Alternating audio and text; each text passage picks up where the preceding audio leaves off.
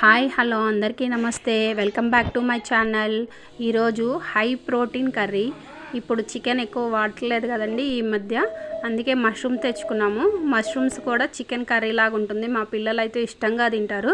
ఈ విధంగా ట్రై చేయండి, సూపర్గా ఉంటుంది. ముందుగా మష్రూమ్స్ని నీళ్ళల్లో వేసి, ఉప్పు నీళ్ళల్లో వేసి మంచిగా కడుక్కున్న తర్వాత కొంచెం బాండీలో ఆయిల్ పెట్టి ఉల్లిపాయ కొంచెం ఉప్పు వేసి పచ్చివాసన పోయేంత వరకు వేపుకోవాలి. దీంట్లోకి జీడిపప్పు, లవంగ, దాల్చిన చెక్క ఇవన్నీ కూడా పేస్ట్ చేసుకొని రెడీగా పెట్టుకోవాలి. అల్లం వెల్లుల్లి పేస్ట్ కూడా వేసుకోవాలి దీంట్లో. ఈ విధంగా చేస్తే చికెన్ కర్రీ లాగా ఉంటుంది. హై ప్రోటీన్, పిల్లలకు చాలా హెల్దీ.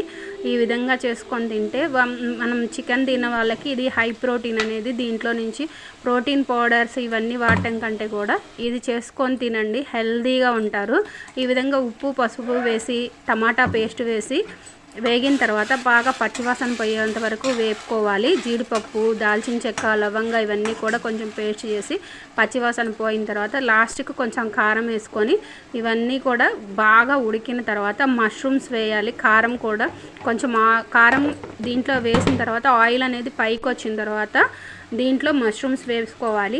ఇది చికెన్ కర్రీ లాగా ఉంటుంది. ఈ విధంగా చేసుకుంటే ఉల్లిపాయ పేస్ట్ వేస్తే బాగోదండి. చక్కగా సన్న సన్న ముక్కలు కోసుకొని వేసుకుంటే పిల్లలు చాలా ఇష్టంగా తింటారు. మా పిల్లలు అయితే చికెన్ కర్రీ అనుకున్నారు దీన్ని.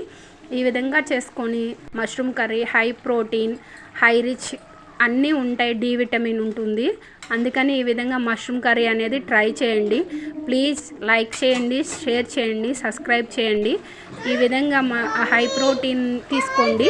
Subscribe my channel. Thank you for watching. Thank you for all.